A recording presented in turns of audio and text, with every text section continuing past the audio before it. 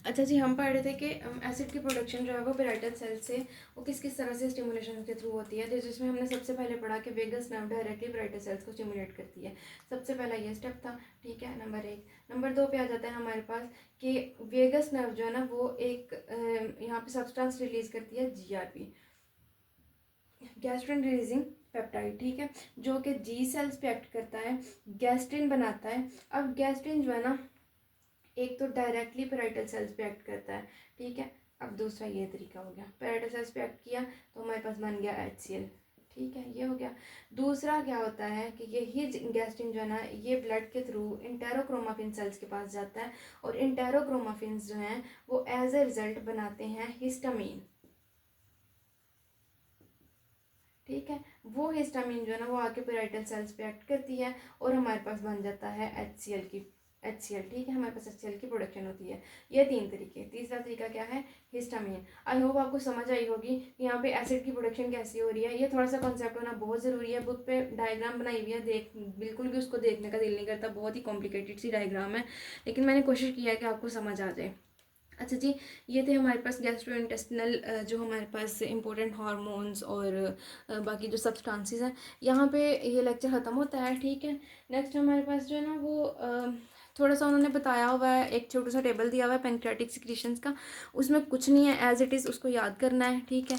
और उसके बाद हमारे पास जो है ना वो बिलीरुबिन का छोटू सा पाथवे दिया हुआ है। कोशिश करके उसको फास्ट रेट से कीजिएगा, मैं यहाँ पे उसको नहीं पढ़ाऊँगी, इतना कोई इंपॉर्टेंट नहीं है, ठीक है।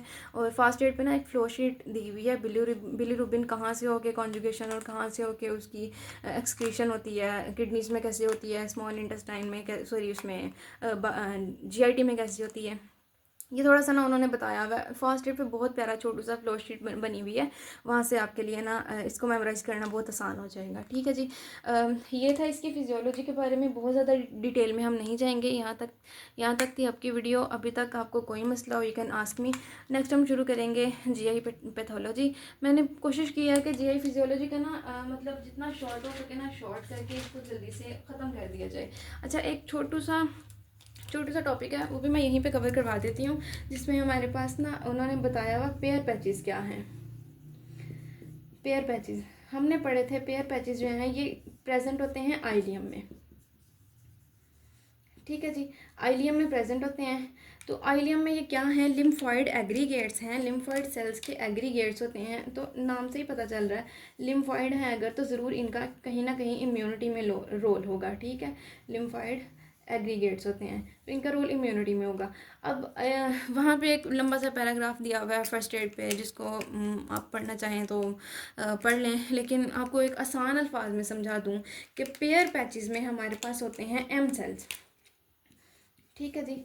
M सेल्स होते हैं।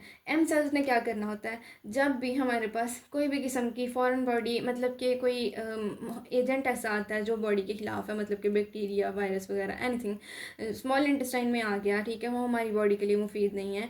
M सेल ने क्या करना है, M सेल जो है ना वो एंटीजन प्रेजेंटिंग सेल्स होते हैं, ठीक है, एंटीजन प्रेजेंटिंग सेल्स होते हैं।